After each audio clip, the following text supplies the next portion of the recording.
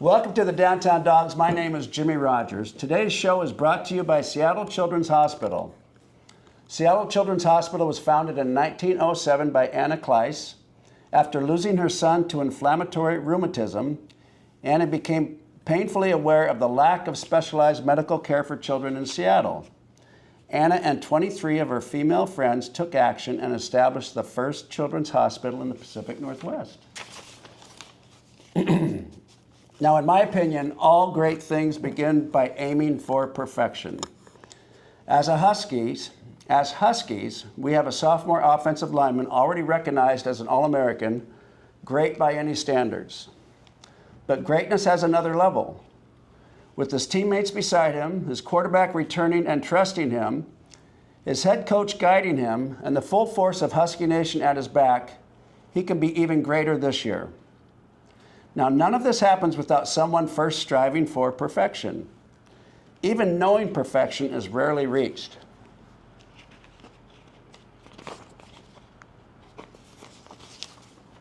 We've seen this before with the 1972 Miami Dolphins.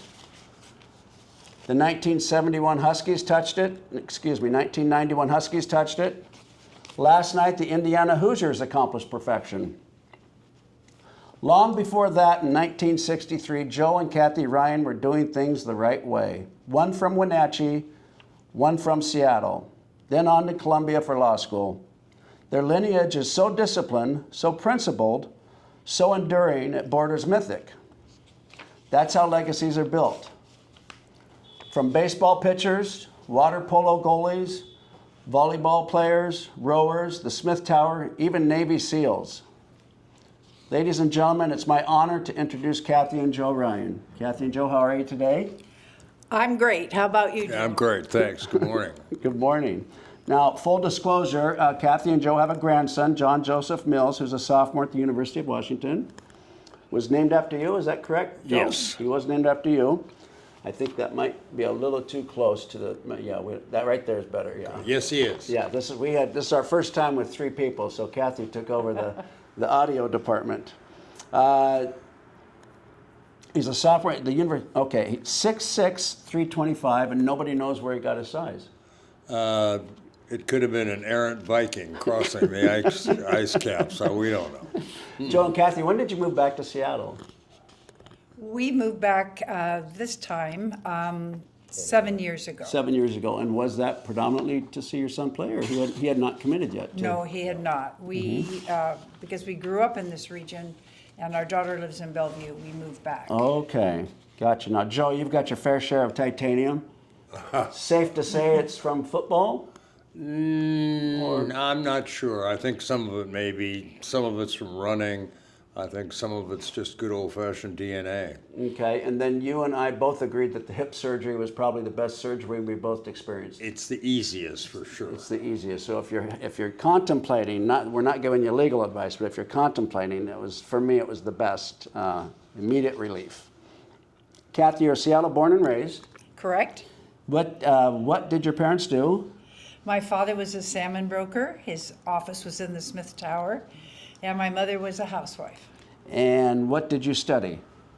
At the University of At the Washington. University of Washington. History and education. And were you an athlete? I was not. I was in high school because I went to an all-girls school and I could participate in all sports freely, which I did and loved. But at the collegiate level, no. Now, Kathy, I'm in awe of how Joe went from Wenatchee to Montlake to New York. Wenatchee to Seattle, understandable. But Seattle to New York, I was trying to get my hands around it. Sinatra said, if you can make it there, you can make it anywhere, correct? I think that's right. Now, I went to New York and got my behind kicked. Okay. I actually took an early flight out. Okay. That's how tough it was. So in order for you to give advice, you must, or any influence on this move to New York. Well, I think Joe's dream from the time he was at least 7th grade on was to be a lawyer. And so I think his grades at the university, his participation in student body government, everything was headed the way of what would be the best school that all that would fit and that they would accept. And so he got into Columbia, which was a dream, And there was no question that we both wouldn't go. I mean, it was wonderful. And what year was that? Must have been 1963 Rose Bowl. I graduated in 1964, and we entered Columbia Law School in August of '64. Okay, and then both of your Kathy, you both met at the University of Washington, and your your grandparents met at the University of Washington, married in 19... My grandparents both attended Mount Vernon High School together. Oh, my and gosh. Then my granddad went to the University of Washington, and he graduated in 1903. And the school doesn't go back much further, does it? 18... No, I think about 6 years. Yeah, I'm not sure. so he was an original, an OG. You've got 3 children, and their children, Jack Anger, who pitched for the Huskies, UW grads. Now, I spent about 2 hours at your house the other day, and I could not get you to brag about yourself for a second. I couldn't get, it was hard getting information out of you. You kept reflecting. You gave all the light, all the glory to your children and your grandchildren. And I kept searching for Joe's inspiration to go to Columbia, New York. And of course, as you said earlier, Kathy, he said the biggest city and the school that would accept him. Yes. And it's simple, but it's genius at the same time. So I'm curious, the biggest city part, did that come from the fact that you grew up in a small city in Wenatchee? I think in part, I mean, we'd never been to New York, by the way. Serious? I don't think I know I had never been east of Chicago. Yeah, you know, I can't, I mean, New York's an allure. It's let's try it, you know. Wenatchee's a long way from New York. So it wasn't a low ceiling like from Ashland, Oregon. I'd seen a lot of people, either you get out and you really spread your wings, or you end up working at the local gas station. Yeah, well, I never thought about the local gas station. Not for a so much. second. Well, it dawned on me after reading about both of you and working on today's interview that you were both members of the silent generation, which morphed into the great generation. Well, the greatest generation, I think, is my father's generation. Okay. Which would be World War II-ish, you know. Okay. I think, and we were too, I guess the right answer is we're too old to be baby boomers. Okay. So somewhere we sliced there in the middle, maybe the question mark generation. The question mark generation. But your generation was known for resilience, duty, traditional values. Your generation valued stability, often stayed with one company for many, many years. And in your case, Joe, prior to joining the Marriott as a lawyer, you were 27 years with O'Melveny and Myers. Melveny and Myers. Firm that started in Los Angeles in the late 1800s. Okay, and then you went to... Then I went to Marriott. To the Marriott for 12 years. So 12 or 13, somewhere. 39 years total, is that safe to say? Yes. Okay. And working for the Marriott, I got to imagine you had access to anywhere in the world in terms of, you know, a roof, a hotel. We did indeed. And do you have any of what's your favorite city, favorite country? I would say the most interesting, we were invited to go on their private plane, and we went to Mexico City and stayed in a beautiful... When they opened in Mexico City, yes. It was a gorgeous area, very brand newly developed. Mm-hmm. So farmland that became a hotel. And how about a second one after Mexico City? I've never heard that as a first before, by the way. Oh, really? Well, let's see. A cute aside is that they never would give the executives regular hotel rooms. So often the presidential suite was not being used because the president, of course, was not present. So we would have a hotel room with a piano, a dining room, a kitchen, 4 bedrooms, 3 bathrooms, and didn't know what to do with it. Okay. So those were always fun. So you got to go where the president isn't. That's right. Where he's not. Is it, how do you pronounce it, O'Melveny? O'Melveny. O'Melveny. So you built that law department there. 85 attorneys. You were overseeing offices of corporate secretary, government affairs, corporate communications. You were also on the board of directors at the Ritz-Carlton. You were the senior VP for the Ritz-Carlton and general counsel. You were a powerhouse. Well, you were first of all, we're talking 3,000 properties over 65 countries. Yeah, Joe. all that was Marriott. Okay. And all the stuff you read about the Ritz-Carlton is true, but it's not quite so grand because when we bought the Ritz-Carlton, when Marriott bought the Ritz-Carlton, I just appointed myself to all those offices, so it wasn't all that difficult. You were able to do that. I was though. able to do that. Yeah. So overseeing legislative and government affairs, you were instrumental in the September 11th Terrorist Act, Insurance Act, is that correct? A little bit. I can't take much credit for that. That was a kind of a cosmic effort by everybody. So you can see what I'm getting at. You can't get him to brag about himself for 1 second, which is very refreshing. Your team was honored with the Outstanding Law Department. In 2006, you received the prestigious Matthew J. Whitehead Diversity Award, which recognized outstanding achievement in creating programs to increase awareness and commitment to corporate-level diversity, as well as improvements in the areas of employment, retention, advancement, and career growth opportunities for diverse lawyers. You've done too much homework, John. You were way ahead of your time, Joe. Oh, well, no, not really. I mean, Washington, D.C. is a fascinating place, and it's full of lawyers of all shapes, sizes, colors, and stripes. And many of them really wanted to work for a corporation and not for a law firm. It's just a totally different environment. We had a great hiring pool, let me just say that. Again, reflecting, the term diversity just came into play, in my opinion, in the past 4 years, and Joe was doing that back in 2013. We had some really, really, really good people. Got lucky, and there were a lot of them in Washington, D.C. You know, it's lobbyists, lawyers, and cab drivers. Mr. Ryan, you were a bona fide superstar in multiple playing fields. You started at tackle in the Rose Bowl. You became a captain in the U.S. Army. So you went Rose Bowl, Columbia Law, Vietnam.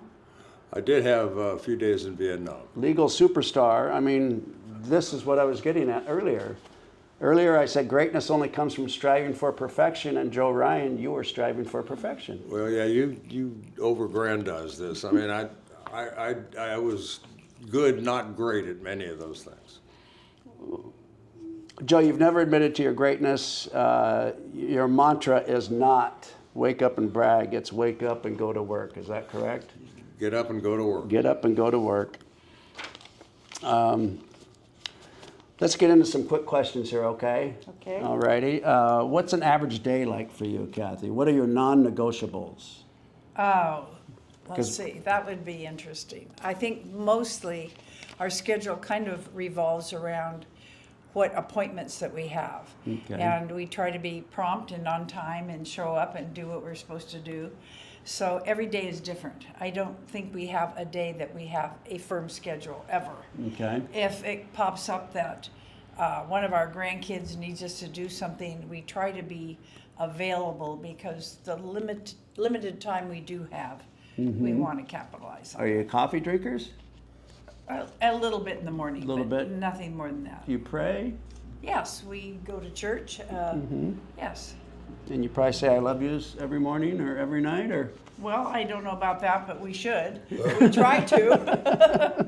At least we think it. It's in our heart. Sure. Now, you've done just about everything, I can imagine. At this point in your life, do you feel like there's something missing? Is there a box that needs to be checked?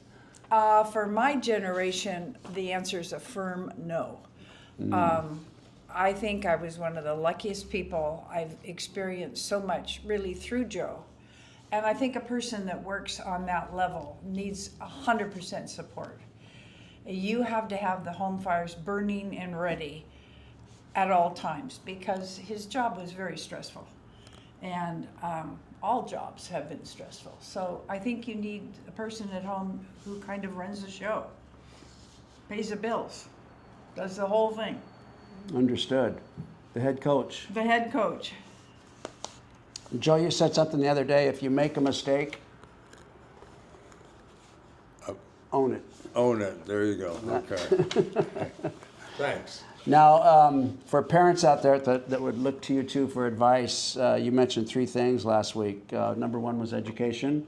Absolutely. I think it's the only, well, we both agree. It is the only thing you can give your children so that they can grow up and be independent from their parents, but also have a sense of self-accomplishment. I think it's very hard to get a good degree at a good university anymore. So we are 100% behind tutors, any help you need.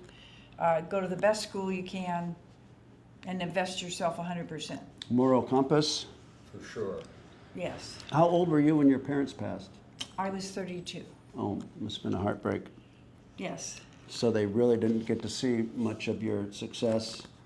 No, they didn't. all this- I think, well, Joe's father died young too, and I think that they would have been very proud of both of us that we raised such a nice family, and it's continued.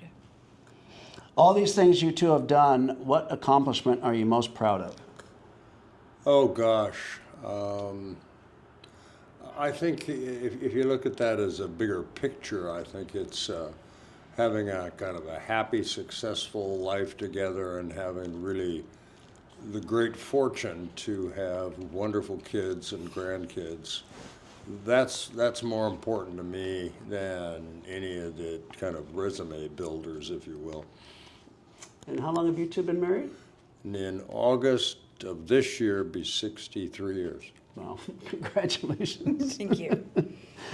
Did you play other sports besides football, Joe? In high school, In high school, what sports? I played basketball, which I really liked, baseball, which I really liked, but I was kind of C-minus player in baseball.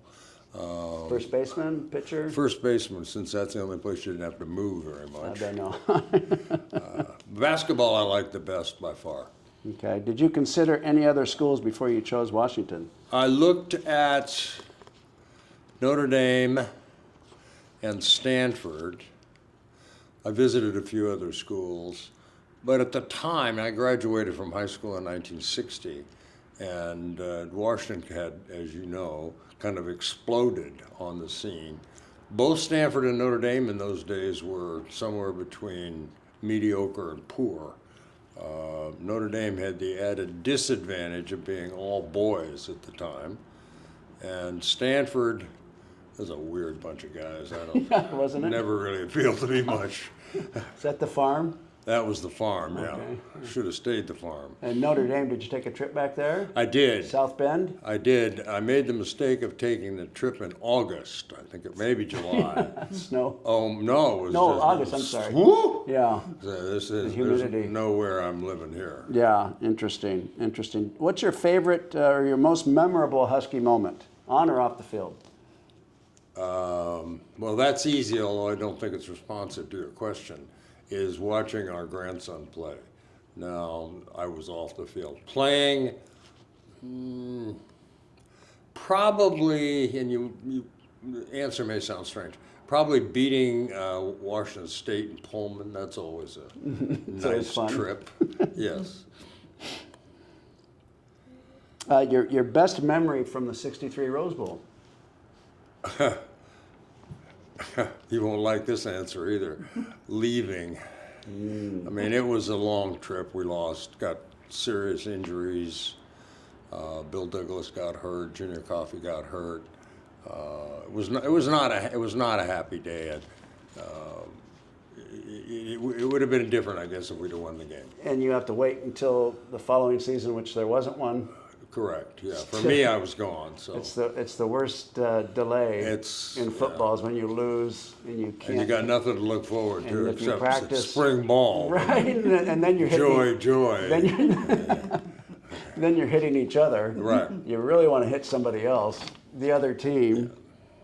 Did you guys go down 1 week prior to the Rose Bowl game or 2 weeks? It's a while back. I'll try to remember. I would Okay. say 8 to 10 days or something. And you probably won't. Maybe you did the same things, but I mean, we had like 5 or 6 days of two-a-days Yeah. when we got down there.